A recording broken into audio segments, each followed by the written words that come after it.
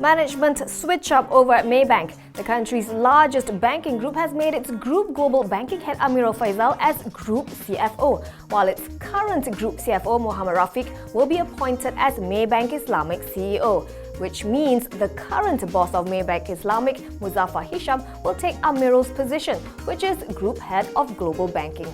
All appointments are effective July 1st. So why the switcheroo? Well, Maybank Group President and CEO Farid Alias says, among others, the move is meant to strengthen and improve the new roles they will be assuming. It will also ensure the continuous development of their leadership skills. Gamuda Land is expecting its maiden project in Melbourne to be fully taken up by 2018. The project 661 Chapel Street is a 30-storey residential tower with a GDV of 154 million Aussie dollars. It is located in South Yarra, 4 kilometres from the Melbourne Central Business District. Its units are priced upwards of 1,100 Aussie dollars per square foot, which puts a price tag on the smallest unit, a one-bedroom unit measuring 41 square metres at 571,000 Aussie dollars or about 1.7 million ringgit.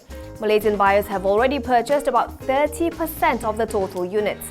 Gamuda Land is now planning to launch the project in Australia in the third quarter of this year. Singapore has started supplying an extra 6 million gallons per day of drinking water to Johor after a drought left the southern state high and dry. Singapore said this was in response to Johor's request for help. The arrangement is temporary.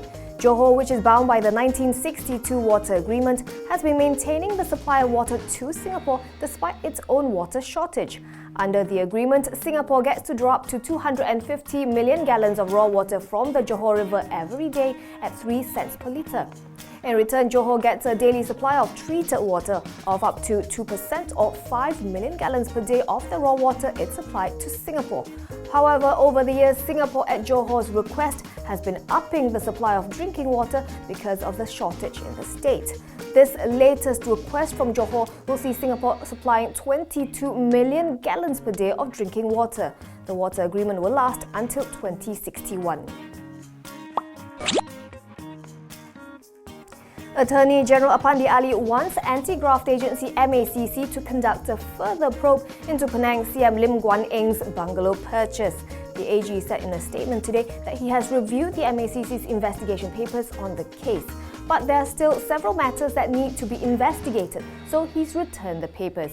Lim has been accused of buying his new family home at below market value in exchange for the approval of a sale of government land to the KL International Dental Centre in 2010.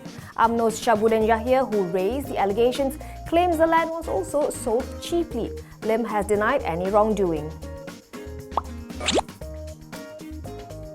Kenanga Investors has declared income distributions for 9 of its unit trust funds, with distribution yields ranging from 5 to 9% as at May 16th. The income distribution for all the 9 funds totaled 99.7 million ringgit, an unprecedented payout according to the company. The funds include Kenanga Syariah Growth Fund, Kenanga Premier Fund and the flagship Kenanga Growth Fund, which has delivered 5-year returns of 107.2% and 10-year returns of nearly 370%.